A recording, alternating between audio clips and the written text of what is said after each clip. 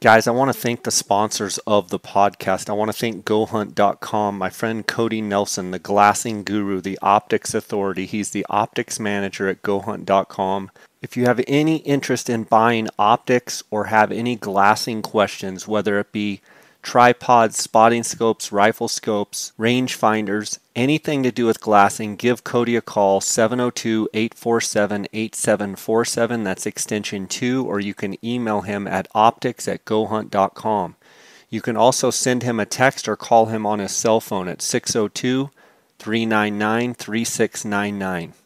Guys, right now at GoHunt.com Insider, you can take advantage of the free trial. Go to GoHunt.com/JScott.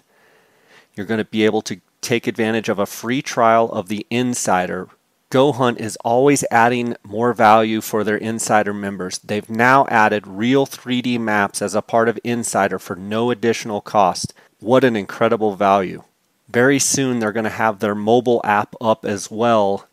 Go to GoHunt.com/JScott and sign up for a free trial. If you're already an Insider member, it's automatically part of your Insider membership, and you can just go to the Maps tab up at the top once you sign in as an Insider. I also want to thank KUIU Ultralight Hunting. That's the gear that I wear on all of my hunts. To find out more, you can go to KUIU.com, KUIU.com. They're a direct-to-consumer company. They sell everything off of the KUIU.com website. I also do a lot of question and answer on my Instagram where I'm answering questions about guys wanting to know about gear about KUIU, so tune into my Instagram. I want to thank KUIU for their sponsorship. I also want to thank Phonescope.com. Use the JScott20 promo code. You're going to get a 10% discount on all orders. Again, thanks to all the sponsors of my podcast. Welcome to the J. Scott Outdoors podcast. Today I've got my friend Cliff Gray of Flat Tops Wilderness Guides and True Hunts. Cliff, how you doing? Good. Thanks for having me, Jay. Yeah, so we're just coming off Colorado season. It's kind of been one of those years where with the COVID and all the different things, I'm kind of anxious to talk to you. I've had a handful of people that listen to the podcast and follow on Instagram that have bounced back with pictures and testimonials of a great time they had with you and your guides up there in Colorado. First off, how you doing? Good. Good. We finished up a little bit later than we typically do, so I still kind of feel like I'm not like totally stress free yet. I've been fixing all the trucks and side by sides and everything else that we broke during the season. So so I feel like I've been working every day still, but the last couple of days we've had a little free time to spend with the kids and all that stuff. So now it's finally starting to feel a little bit like the off season. And then I was just thinking to myself, and I'm sure we'll talk about it, but next year it'll even be worse, man. I won't be done until after Thanksgiving. So, anyways, Yeah, it's been so the fine. season structure for the people that are out there listening, they bump back, right? They bump back a little bit this year, Cliff, but they bump back even more next year, right? Yeah, correct. So like next year, the end of Fourth Rifle, off the top of my head, I think it's like the 27th or the 28th of November, which will be, that'll be like a full 5 or 6 days later than it's ever been in my memory. Um, and then this year it was just a little bit bumped back. We ended up, I can't remember off the top of my head, but yeah, I think around I think the 22nd or 21st. Cliff, Um, so going into go ahead. this season, there was a lot of talk about these hunt dates bumping back, but before we get to that, obviously with the coronavirus and all of the challenges with travel and hunters in and out, and how did the coronavirus impact your business, or did it impact it at all? Yeah, so um, I'm almost embarrassed to say that it like from a total amount of hunting we did and the business part of my operation, it really didn't and it didn't affect it, right? I guess I've been very lucky in that regard. I had a lot of early cancellations, as people can imagine, back when it first happened, and there was a lot of uncertainty. And then I had kind of like a really robust like rebooking after that, so everything got rebooked. Um, and that's, I'm thankful for that. But the actual usage in the forest, what I saw from like summer and into the hunting seasons, that's what I thought was like the biggest difference to me, Jay. Like, I was stunned. Like, just you've driven up to our ranch before, you drive along the Colorado River corridor there. The amount of people, using the rivers, using the BLM, using the forest, this year was like substantially more than I've ever seen in my life. Um, and I think that was my best guess is that it's just like people were substituting, going to Europe or going on big trips, and instead we're just going out to the wilderness and enjoying it or whatever. So that was a huge difference.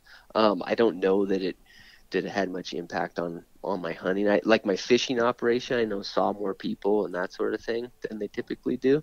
Um, but the hunting season, um, it seemed I was expecting that the public hunting pressure was going to kind of reflect that, like, oh, people, more and more people are going to want to get out, but I didn't see that as much. It's kind of anecdotal just to my area, but I didn't see like there was a massive increase in hunters. um but it surely didn't decline very much, and then business wise we were as busy as we always were, so we were lucky in that regard. I made some early strategic changes to my business, um, just so I didn't get caught in a position that I didn't want to be. I shrunk my guided groups and that sort of thing, just to kind of comply with what the county was telling us to do and that sort of deal. So we made some changes there, but in the end, it kind of ended up not being an issue. And everybody, we got through the season, and none of my crew got sick, and so we didn't have any problems. So I'm thankful for that. I know other people with other businesses locally have had a different story. So no complaints, man. I know that your country up there, in the Flat Tops Wilderness, it's so, I guess, success in seeing animals and having animal activity is really related to weather. And if you can get some weather and get some snow and get cold temps and get those animals moving around. Let's talk kind of about the seasons, and was there any of the seasons that this year stood out as far as because of a weather pattern were better than others for guys seeing more animals? Sure. So for better or worse, it's I guess it's why I love the wilderness, but it's also why it drives me crazy from a service provider perspective. Is, I would prefer that it was just consistent and the hunting was always good, Jay. But I think this wilderness areas, it's just not a reality. There's always going to be variability based on the weather and whatever else is going on. I use like the Forrest Gump saying, right? Like, the wilderness is like a box of chocolates. You never know what you're going to get. That's kind of true, you know? Yeah, for So sure. anyways, and this is partly speculation. So we dealt with a really dry summer. We dealt with big fires, some local and then some all over Colorado, and then we dealt with, some kind of like spotty big storms during the rifle season. So I'll just start from the beginning and kind of go through that. So our archery season was tougher than it typically was, and I think that was for two reasons. One, the feed situation, particularly in the alpine, just there wasn't much grass because it'd been so dry. I noticed, like, in the flat tops, if you've never kind of been in like a high elevation plateau topography, um, we don't have like big above timberline basins really. We have real big flats that kind of roll in and out of timberline, and the elk are very dependent on that alpine grass growing. The thing about it is, when you're dry, it has like a really short growing season, so it starts going, but if it's dry and you don't get summer rain, it just stays really short. and they won't really like they won't hug the high elevations. I think if everything else was held equal, they would stay in the high elevation because there's so much more habitat in the wilderness area and they can get away from the hunting pressure. Yeah, it's all public land, but it's a vast area and a lot of it's fairly inaccessible from a practical standpoint. So I think they'd prefer to stay up there. But what happens in a year like this is that grass doesn't get going and they just disperse. So you'll have little groups up high as you would expect. But then, I mean, you could be down in the pinyon juniper in September, and there could be elk down there, um, and so all of a sudden, not only are they spread across the flat tops, but they're spread across elevation grades. So maybe some more on private, some are in between, they're on the top. So we had that to deal with, and then. I always get this question, Jay, and I think I've actually seen people ask you it on Instagram too. People always ask about these fires. Like, I think there's this sense from people that elk or deer, they like smell smoke and they start like running. You ever get that sense? Like, Yeah, I and mean that's and a general consensus I think is that they sense the fire and it scares them and they take off running and my sense is, unless that fire gets literally, half mile like where I mean a big wall of flames and they see it coming, they kind of hold tight, I think. yeah, no, I totally agree. And the thing is like, I mean, well, you know the Glenwood Canyon, right? And this is just like an anecdote in my mind, kind of proves it. There's a group of sheep, down there, and everybody knows where they hang out. Those sheep during that huge Glenwood Canyon fire, they never left. They just got lucky that their little pockets didn't burn out. You know what I mean? Um, they basically stayed in those little holes, and I mean, they had to have 30-foot flames 500 yards from them. You know what I mean? Like, so or maybe that might be an exaggeration, but within 3/4 of a mile or whatever. You Right. know what I mean? Right.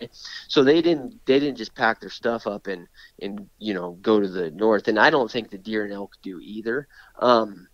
But the one way that it did affect us, and I've talked to other guys about this, is that Grizzly Creek fire was adjacent to us, and it was in an area where it burned up out of the canyon, and it started burning up across that part of the flat tops, and that part of the flat tops has a ton of road access. It's outside of the wilderness area, and they closed all those roads. So what kind of happened? This is my thought. Is that generally where those elk, in late August and early September, they start to get a ton of pressure in there from all of those people going in there, and some of them move into the roadless part of the wilderness. That didn't happen. So I basically all of a sudden had 100,000 acres next to me that wasn't getting hunted because all the road access was cut off. So I So think so I it think that actually affected. created kind of a preserve for them and they held up there is what you're saying. Yeah, that's what I think happened. Yeah. Um, and so, I don't think they necessarily like pushed out of that country, and at least, we didn't see that. So I think a lot of times when that road access gets cut off, I think actually it can create a problem, if anything, because all of a sudden, those roads, yeah, they go to where the fire was going, but they also go 20, 30 miles in other directions, winding around everywhere in typical spots that get hunted. So I think that can happen with the fire stuff, is that your access makes a much, much bigger difference than the actual fire, you know? So that's my story on September. It was slow. It seemed like earlier was better for us. Guys were getting to elk earlier, and then we had a solid week there. It was just kind of the doldrums. So, and then kind of finished up with people getting back into elk. And then first and second, Were guys reporting bugling? I guess we'll get to it here in these first and second seasons. Did they actually report more bugling in the first rifle season what's than in the interesting? archery? Yeah, so I don't recall talking to a lot of guys that got into rutting activity this year during first rifle. But in the previous years, I'd say what you're getting at has been commonplace. Yeah. So, and some of it's anecdotal, Jay, like it's not like I go through and survey every guy, but generally like in 2019, 2018, you'll hear a lot of guys that come out of drop camps and stuff, and they'll be like, "Oh, you won't believe it, man! Like these elk were bugling," and it's been fairly common. Like particularly the first few days of that, like October 10th ish. Yeah. Those they're still for sure breeding cows. And I actually had an acquaintance of mine send me a video near our area on some private land of bulls rutting pretty hard. Like I think he told me it was like October 17th or October 8th. He had sent me a video because we ended up killing one of the bulls in the wilderness a couple weeks later, and it was a bull that had a unique. He kind of had a non-typical deal, but the bull was chasing cows like on October 17th, 18th. So it happens, and I think more and more cows are getting bred October 1st to October 10th. Yeah, we see a lot of that at the Ot 6 Ranch. They're still just bugling to beat the band, in that early October time frame for sure. Cliff, early on there, what did you see with your bears? You talk about the fire and the Grizzly Creek fire right there adjacent to you. Did you have bears all over you like normal? What was the bear situation? Yeah, so our bear hunting was good through the whole month, with the exception of 1 week, and why, or like a 5 day period, and why that was, I honestly I couldn't tell you, Jay. The bear hunting, I would say, was consistently good the whole time. It was dry, so you had to focus on, like, it was dry. Berry crop wasn't very good, so you had to focus on oak brush that was like right along bottoms. Yeah, I was So gonna I say it felt like the bears um, were really low this year. I don't know. I mean, in the summer, they were all along the river bottoms. I was seeing them, float in the rivers, on the Roaring Fork, on the Colorado, more than normal. It seemed like, and I've got to think that the high country was dry, so they were just, as low as they could be, and they were just picking around trying to find whatever food they could. Yeah, so I mean, probably 80% of the bears we killed, if not more, were in oak brush that was right on a water channel. Like a lot of, we guide some of our bear hunts on private, and a lot of those bears would be right on like irrigation ditch cuts. So like a lot of times we'll have oak brush, and then there'll be there'll be a where there's a natural waterway like a creek or whatever, but it'll be really thick with willows, and then it'll kind of have some berries around it or whatever, but it'll be very thick. And it's almost, if the bears are down in that, it's kind of it. The reality is it's hard. You got to get really lucky to kill them, particularly you've when you're being careful. Like you always gotta. To me, like I don't even tell my guides to kill them in that stuff, because the risk of killing them with cubs is high, because you can't see in there. You know Right. what I mean? Those really thick bottoms. So we basically don't hunt them in that. So a lot of times, like how the ditch banks are cut, they'll be cut through oak brush, but they'll be like 20, 30 yards above the bottom, because there's a decline. So they'll be where the ditch attaches to the creek, and then it ends up above the creek.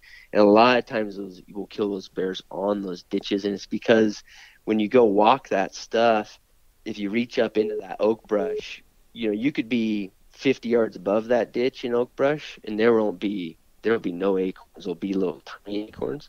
But if you walk that ditch and grab that oak brush, they'll be full, big, like large acorns, and they'll be packed with them. So those bears I find bears are very, like, yeah, there could be feed for them everywhere, but they're super efficient. Like if they can find the pockets where it's the best, that's where they'll be. I really enjoyed this summer and over the years watching your YouTube and Instagram, the videos. And one of the videos you did was on acorns, talking about the different types of oak and acorns. And I know we're later in the podcast, I want to ask you about your first time hunter seminars, and we're going to get into that with your other business, True Hunts. But I will say, for anyone out there listening,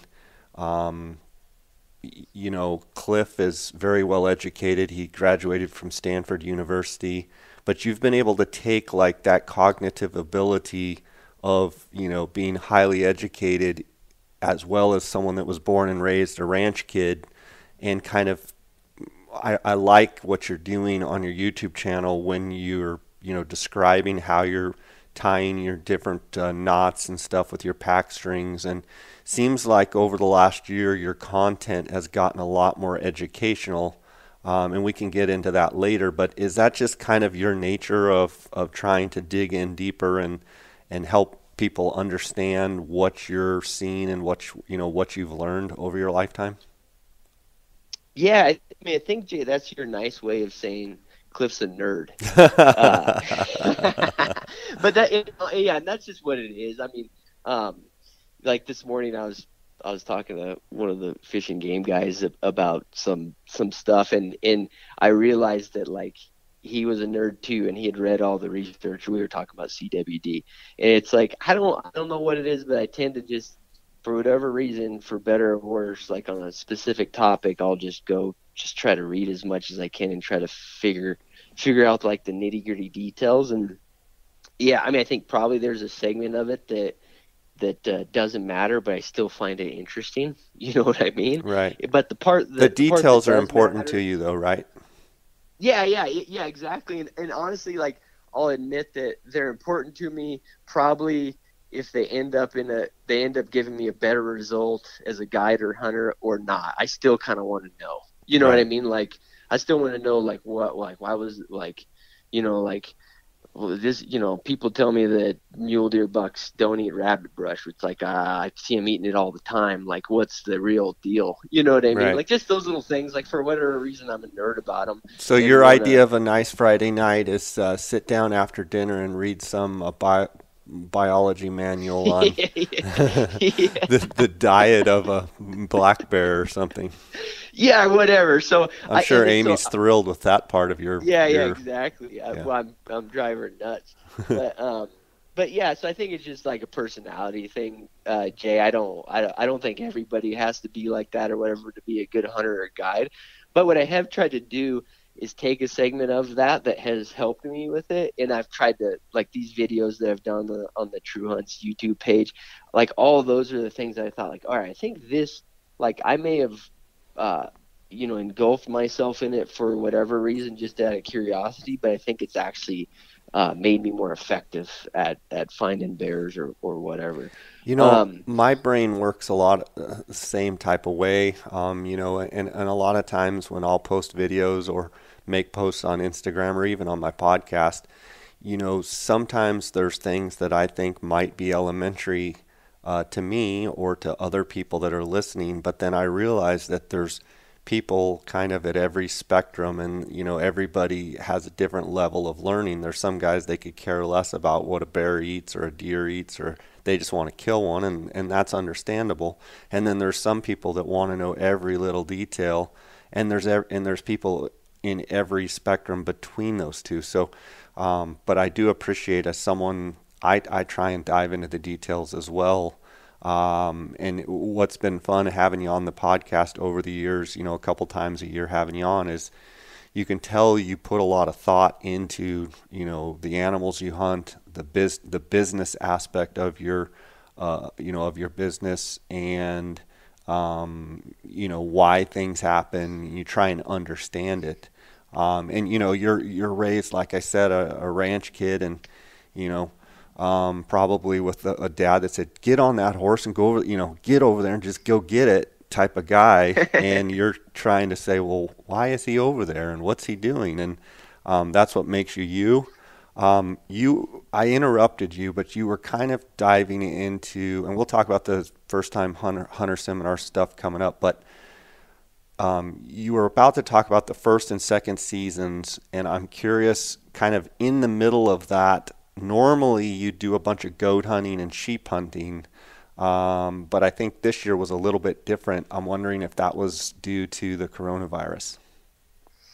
yeah. So um, on the goats and sheep, what seemed to happen on it was when the draw came out, and this is just my experience. When the draw came out, it was kind of like the peak of Chaos. like I get yeah, or like fear Right. related to it.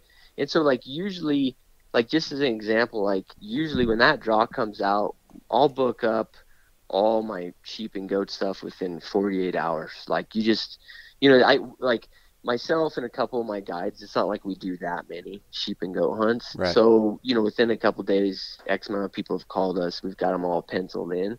So that didn't really happen this year. Because that We the booked. results come out in you apply in April and then it's what in June, first part of June or something. Yeah, yeah, exactly. And this year, the nice thing about it, they actually put out a specific date on the sheep and goats. In a lot of years in the past, Colorado's kind of they put them out when they kind of say like it's going to be this week or whatever. So at least this year we knew exactly when were coming out. But anyways, like I kind of had a trickle of bookings, and then we ended up. I ended up booking other stuff, Jay. So we did, I personally guided quite a few bear hunts. Jimmy, who works for me and does a lot of the goat guiding, he and sheep guiding, he did more bear hunts. So I kind of filled up my schedule. We did end up still doing, I think we did 3 goat hunts. And so we still did that, but we didn't have, it was kind of an abnormal September, like than usual. I think, usually like in 2019, I think I personally did 4 sheep hunts in September or whatever. So I missed that, but I I guided. Well, it's funny on the goats. I guided one, and then one of my guides guided two, but he actually ended up guiding mine because I got sick in the middle of it.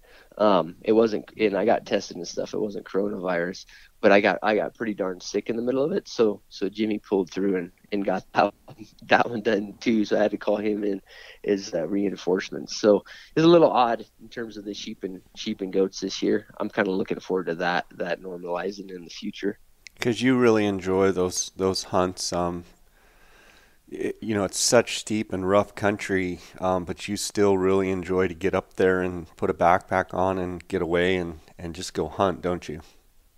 Yeah, yeah, I do, and I think it's probably somewhat selfish in the sense, Jay, that like those are hunts where that time of year, we're doing a lot of September drop camp stuff here in the flat tops, and my crew can kind of manage that. And when I go on a sheep hunt or whatever, um, it's kind of like it's I put a backpack on or whatever, and I'm gone for 3 or 4 days. I can't really, I'm gone. I don't feel guilty about it, and I enjoy hunting those species with guys. So, in some ways, it's like they're little mini vacations for me, I Yeah. guess. And the other thing about it is, I mean, there's so much variation between hunters, but most of the sheep and goat guys, because they've had to put in for so many years, they're usually pretty serious hunters. You know Yeah. what I mean? Mm-hmm. Um, and the majority of them now are guys that, in one way or another, I've guided in the past.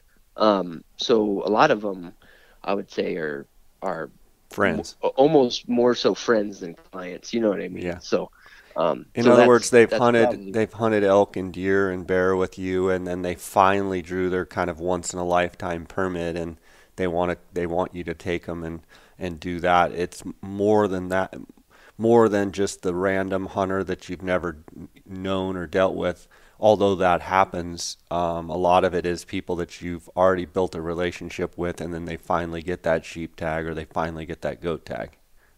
Yeah, yeah, yeah. Or a lot of them or guys that have guided on goat hunts, and then they go on sheep hunts or whatever. That's probably the funniest one, Jay. And I'm sure there's a bunch of your listeners that can relate that have goat hunted. The goats are funny because I can't tell you how many guys like I've guided on goat hunts. We kill a goat and we're sitting at the goat in like some hellhole type of terrain, and the guy looks at me and he's like, "That was really fun, Cliff, but I will never put in for a goat hunt again." Um, because they tend to have like that effect on on Yeah. on some folks, and a lot of times, those same guys will have a bunch of sheep points built up, and I'll be like, "Well, that's all right because when you draw your sheep tag, it'll probably, in terms of the terrain, it'll probably just be like a one bump down in terms of like the scariness of the terrain, so we'll be good to go. So a lot of those guys I've ended up guiding on sheep hunts too, so it's kind of fun that way. But yeah, goats can be. I've never had anybody say that they regretted doing it, but I've had guys say like that's my one goat. I'm Yeah, glad we got it I'm done. glad we got that done and out of the way. I don't have to do that again. So I want to talk about these first time hunter seminars, but I want to hear about the third and fourth, first, second, third, fourth rifle elk season in general. So you have drop camps and you have kind of guided camps, and you have a whole different or a whole bunch of different hunts that people can choose from. Talk a little bit about those hunts, how it went. Yeah, yeah. So I'll stay on point here, Jake, to get through the season. So first rifle, we had. I I'm trying to reflect on it, but this was one season I had very few guided hunters. I believe I had two guided hunters, and then I had my normal drop camp uh, camps out there. I think we had 5 or 6 camps, and I would say that first rifle was kind of an average season for us. But the elk were spotty. So we had some camps that were into elk every day, and then we had some camps that really struggled to just find elk. So there was variation that way, and that's the very standard first rifle for us. If the elk are still highly dispersed, it's just gonna be kind of if you're able to find pockets of them and then hunt them carefully and then start to get it done. So our first rifle was I'd say right around kind of average, and then the other change in the seasons was we had these weeks in between. So we had a week off between first and second, and so I don't know that it affected anything. Kind of changed business a little bit just because we were able to manipulate camps a little bit more because we can move them around and that sort of thing. During those times, we can take some out we don't want in there later in the season or whatever. But other than that, the only thing I could see in future years advantage of those weeks is that you could get big storms during those weeks, and then you'd be set for the next season. Like I always tell guys, you really don't want big weather while you're in those drop camps because it's hard to hunt during it. It's Hard just to a get reality, right? around. Yeah. It can be like whiteout for 48 hours, and it's like if you're up there for 5 days, that's a big chunk of your hunt. What you really want is big storms before you're there. You know Right. what I mean? So I think these week gaps give the potential for that. Second season, I'd say our elk hunting was maybe slightly below average. We still hadn't had a bunch of weather. Our deer hunting for a second season was good, and I would suspect that is mainly just because of the dates. So like every year, I kind of feel like I learn more and more about our deer, and I think this can relate to a lot of the deer that are in these different wilderness areas too. Is regardless of the weather, it seems like they're, I don't know, like the 25th of October or whatever, they start to move. And so we caught that, and the deer hunting, I'd say for a second season was pretty darn good. And then we had some weather between the two seasons. Third season, right off the bat, I would have called the deer hunting phenomenal. Um, I mean, very few guys that had a deer tag in the drop camps and the guided guys didn't have multiple opportunities at mature mule deer.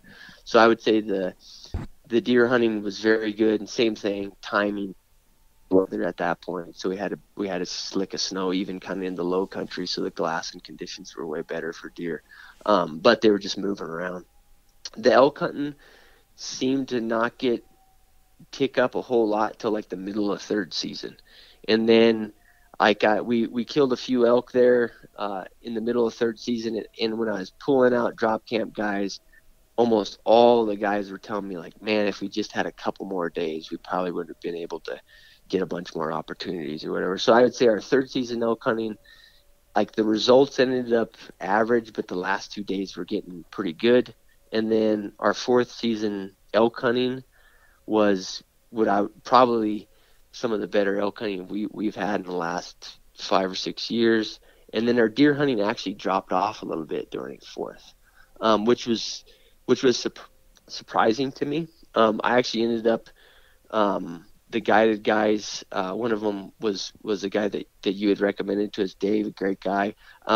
We actually the hunting in the wilderness was so tough during fourth. We ended up just focusing on a couple of the private ranches I leased and got them.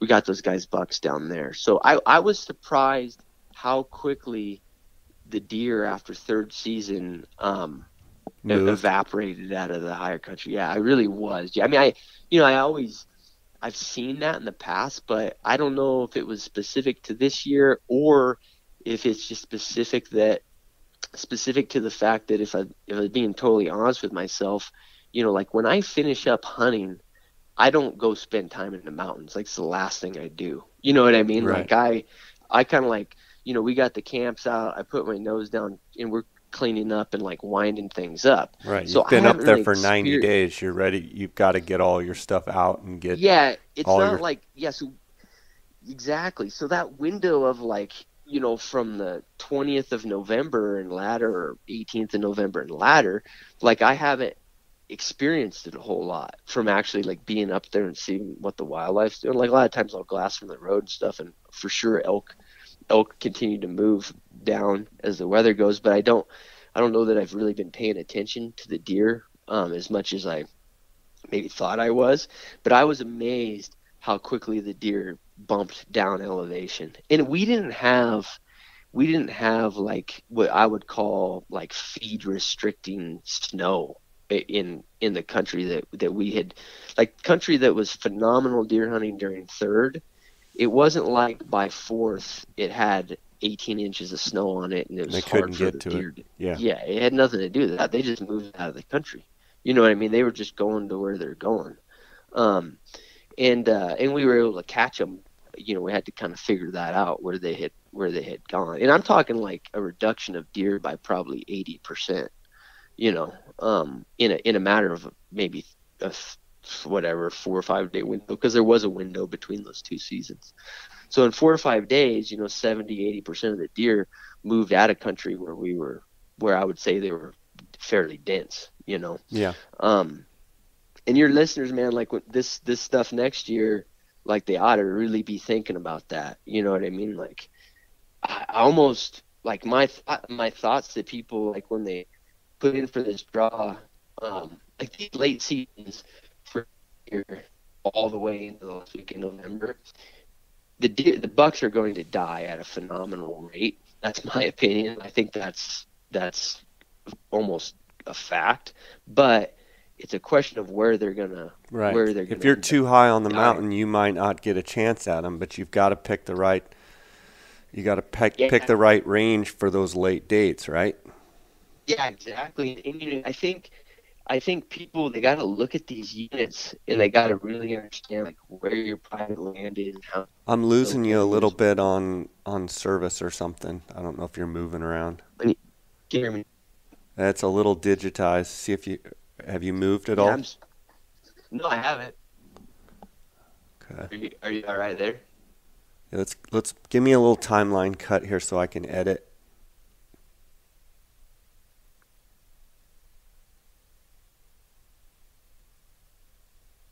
Okay, let's try that. See if that's better. All right, do you got me, Jay? Yeah, yep, I got you. Yeah, and just let me know if it comes up again. I don't know. It shouldn't. I've got good service here, Okay. so just holler at me if it comes up. But um, where was I, Jay? You were talking about how deer, in applying for next year, guys got to look at, you think bucks are going to get slaughtered in that fourth season because it's after Thanksgiving, but you got to make sure you're at the right elevation.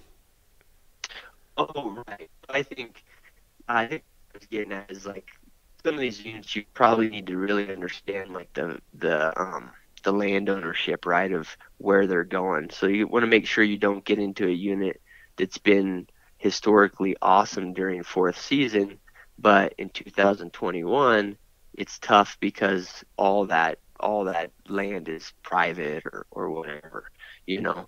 So I think people should pay attention to that. And the other thing is I've been telling a lot of folks is I'd be really wary of just using your points based on how many points it's been historically, right? So I think in a lot of units, like I'm thinking of like a lot of these units, kind of like they'd be to the east of me and that sort of thing.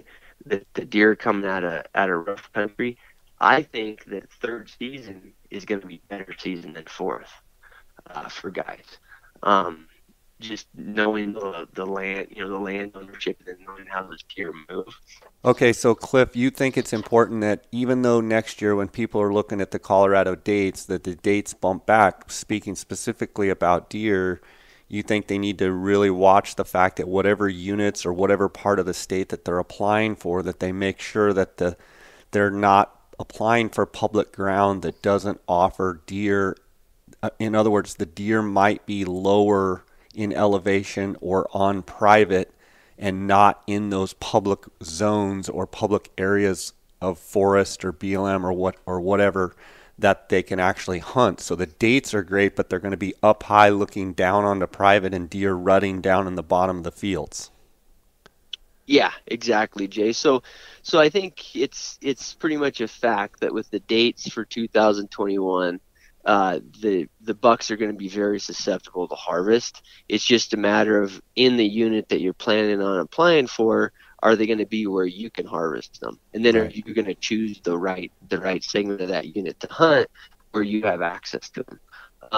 And I was reflecting on, what we were talking about earlier, and that's the sense I was amazed this year to see that transition. Like within 3 or 4 days, without any weather, 70-80% of our deer bumped out an elevation grade. So I think people need to pay attention to that. And then this might be repeated because we were having a little phone trouble, but the other thing is people shouldn't get caught on how many points the unit has historically taken to draw for that specific unit, because I think a lot of these units, particularly kind of the more rugged mountain units, I think that third season probably in 2021 for most hunters is going to be a better season than fourth.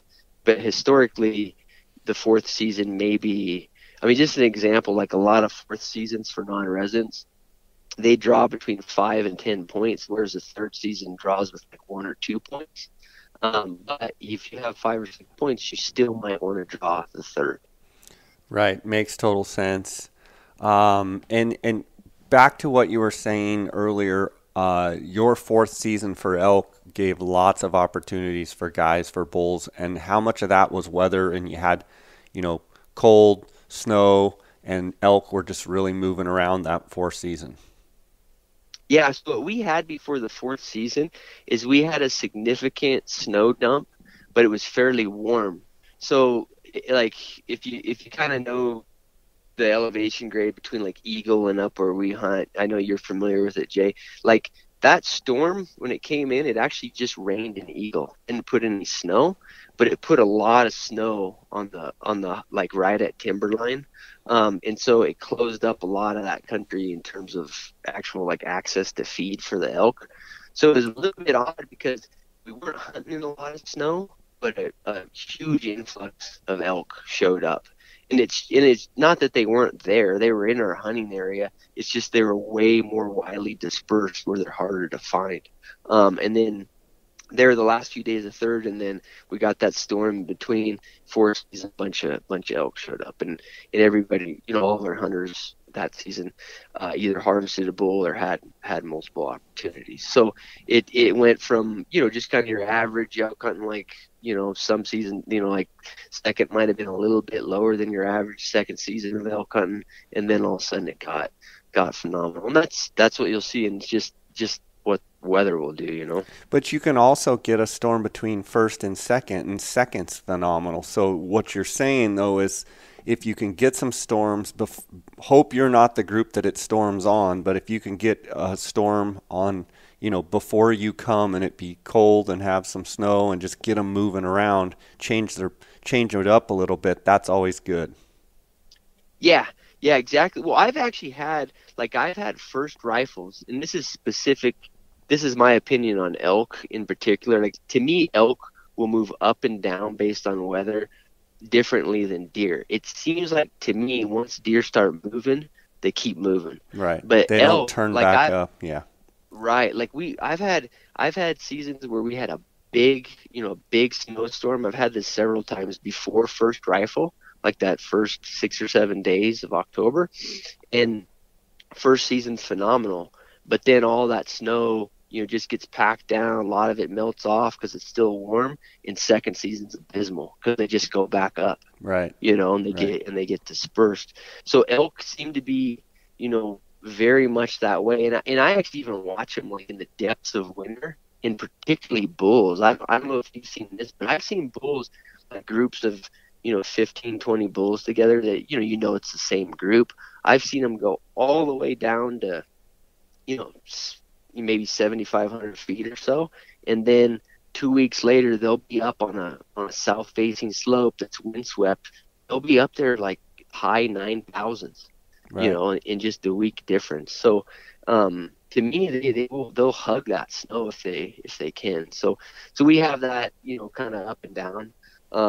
And like I said before, Jay, it's not my favorite thing about wilderness hunting, but it's just a reality. You've got to people got to kind of have the mindset of, if you're going to get into elk hunting, you probably should try to go. Don't plan on just going once and hoping that you hit it perfect. You got to kind of get in the mindset. It may take a few years. Cliff, I want to change gears here. That's Flat Tops Wilderness Guides. You can go on Cliff's website, Flat Tops Wilderness Guides. You can also go on his Instagram. I'll link all this up in the show notes. But I'm getting messages from guys that have signed up for your first time hunter seminar programs. I'm like, what is Clifford up to? Mr. Stanford grad what's he doing? And then so I reach out to you, and it looks like you've got, and this is a phenomenal idea. I'm excited to kind of get the nuts and bolts of what you've got going here with your 3-day seminars. Tell me about it. Sure. So kind of in a more casual sense, I've been doing a little bit of this over the years. Every once in a while, I have a hunter that's interested in a certain species or glassing or the wind or whatever, and they'll come up to our place and spend a couple days, and we'll go over specific things that they're interested in, usually in preparation for a hunt. And then what I've seen, I'm sure you've seen it too, Jay, like, and it's a recent deal. In the last, let's say, 5 to 10 years, maybe even a shorter time frame than that, there's been this huge influx, at least with interest in Western hunting, amongst what I call like late onset hunters. And it could be a 22-year-old guy. I just mean it in the sense that, like, he didn't grow up hunting. You know Right, what I mean? right. And have you noticed that as a Yeah, growing? for sure. I mean, with Yeah. my podcast and with Instagram, it just seems like there's more and more people that are getting interested in what we do and in hunting. And yeah, for sure. I mean, people are starving for knowledge for sure.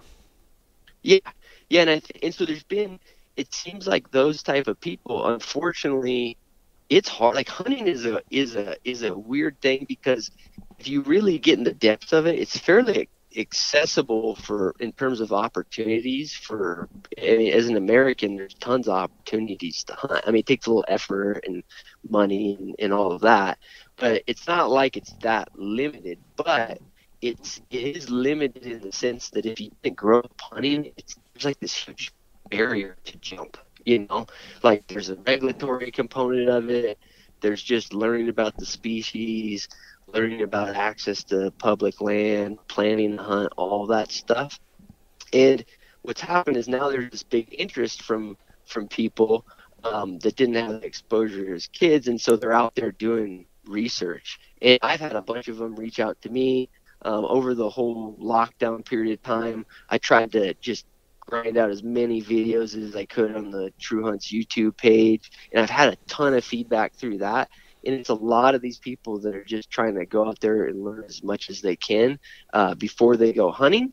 But what I found is a lot of them, they still have trouble, like, making the jump. Like, okay, am I really, like, capable of just going and doing it?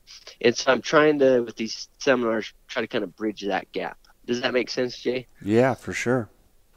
So And so like tell me what you're go going to be ahead. focusing on with these seminars.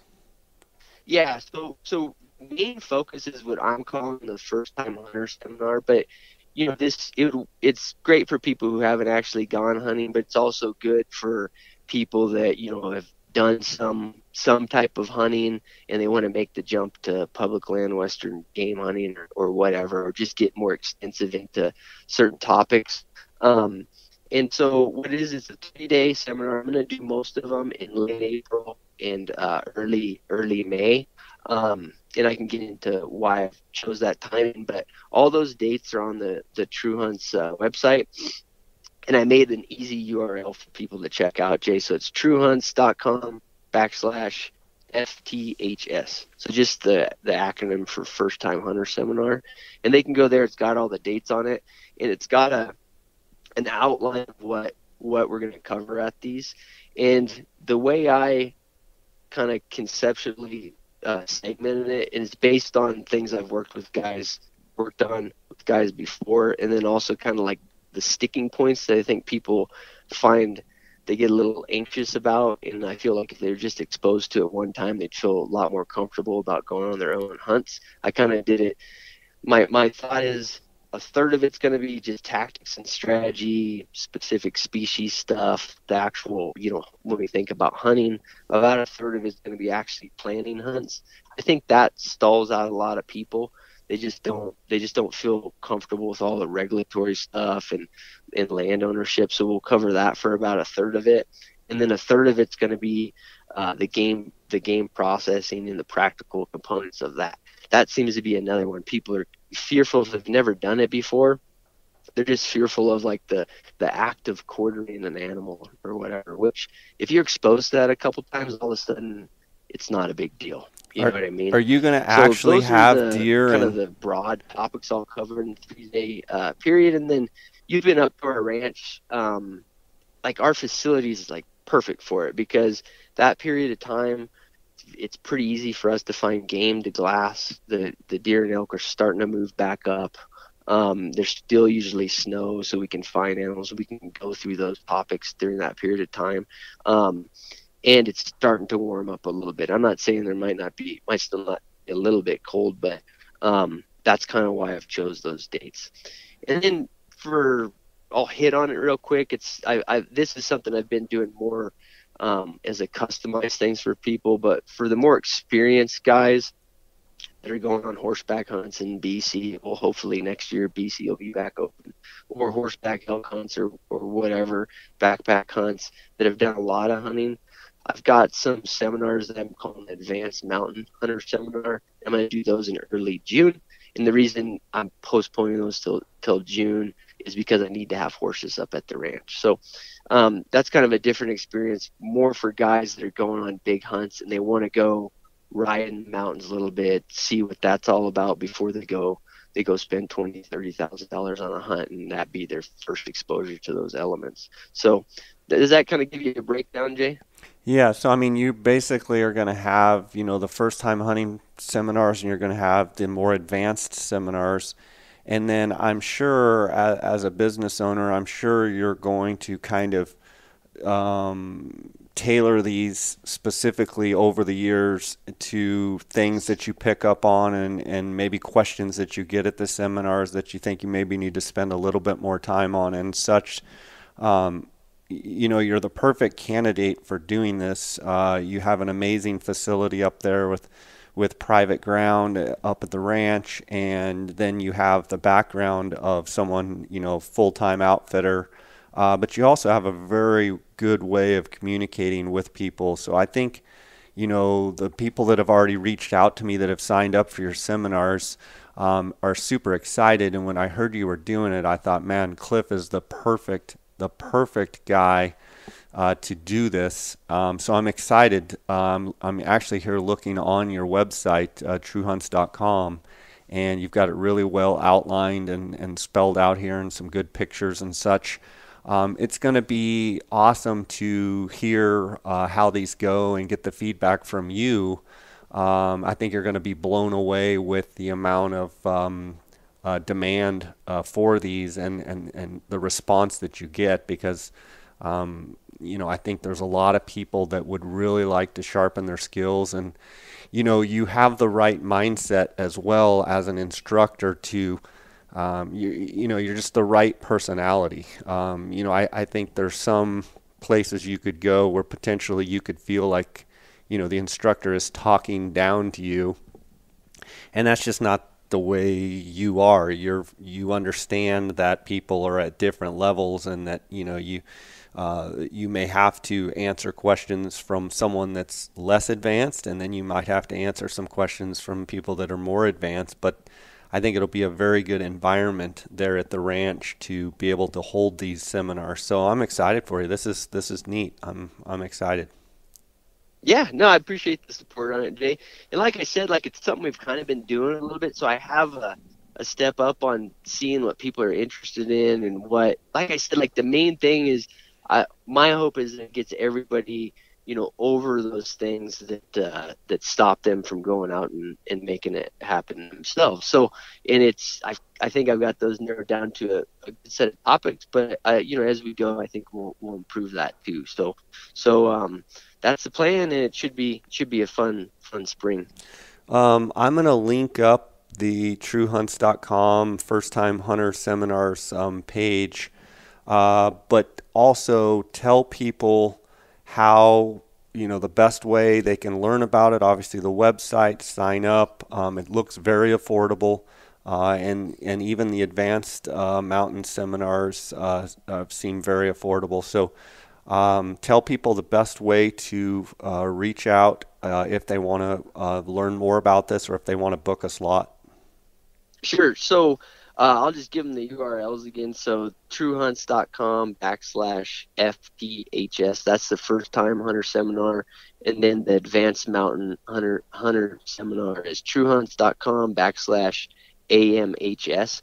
And honestly, if you just go to truehunts.com, the first page has kind of a summary and it'll link you to that stuff. And there's a sign up form on the bottom of those pages. Real brief one you can fill out and indicate what dates you're interested in, if you got any questions or whatever. And I actually, just so your listeners know, there's a little box for a promo code. I'll give your listeners 10% off, Jay, if they just make sure and mention it in there. Oh, awesome. Thank you. You guys have always been super supportive, so there's a way there. And then I basically have what you'll get when you sign up is I send you kind of it's the contractual stuff, the waiver and contract and all that. But there's also a little survey in there that kind of gives me an idea of, where you're at, what topics you're interested in, and then also like what kind of hunts you're interested in potentially doing on your own in the future.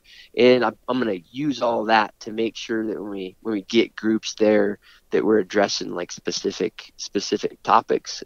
3 days seems like a fair amount of time, but if I can customize a little bit for the group, that's I'll make sure and do that. So there's more information there. In terms of the actual knowledge base of stuff, over the lockdown, I put out I just like every day try to put out a video on the True Hunts YouTube page. And now that I'm out of hunting season, out of guiding season, I'm going to get back on that. So if you go to youtube.com, I think if you just go /True Hunts, it'll take you there.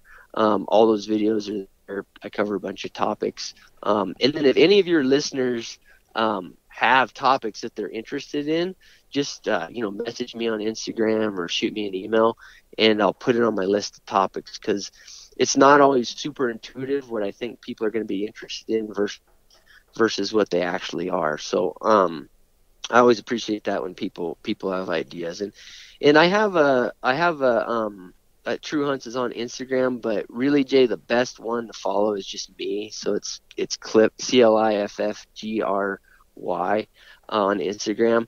That's kind of like the central point of those things, and I'll keep things updated in terms of the class. And I'll link it up in the show notes. And back to the 3-day seminars. So these are going to be conducted at your ranch, which is located, for people just in general, if they know where Glenwood Springs is, if they know where, say, Vail, kind of between the two of those. And Cliff, maybe you can do a better job here, but outside of, I would say, Eagle or Gypsum, Colorado. And Cliff, Uh, are the accommodations, what's the status with that? Do you have places right there in Eagle that they can stay in a hotel, or can they stay at the ranch? Is food included? What's the scoop? Yeah, so you're correct about the location. Most people associate it with the towns of Eagle and Vale. We're about 45 minutes from there. There's a bunch of hotels in Eagle that will work for accommodations, but I've also got several places that are usually VRBOs during that period of time that are up closer to the ranch, and I'm talking like within 15, 20 minutes that I can guide people to. The hotels in town are fine. It's just a little bit longer drive, so it's about 45-minute drive. But I've lined up several of those VRBOs as options for people, and I can guide people that way. I'm limited how many people I can keep at the lodge, but I do have an option for people there, and they'll see it on the website. Okay. And that's kind of like a first come first serve thing. I've basically got two or three rooms that keep people there. It's a nice place, but it's not a, I can't keep an enormous crowd there. So that is an option, but there's also a lot of other local options.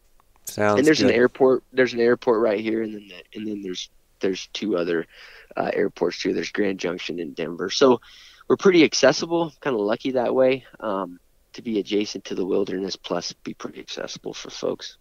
Awesome, man. Well, look forward to hearing the reports. I know the guys that are signed up are excited about it, and yeah, I look forward to hearing more information. I encourage people to check out your Instagram page and definitely check out the True Hunts YouTube.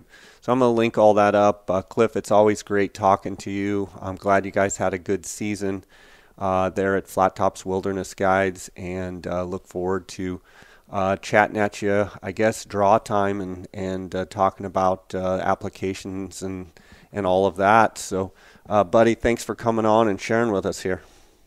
Yeah, thank you, Jay. All right, take care. God bless.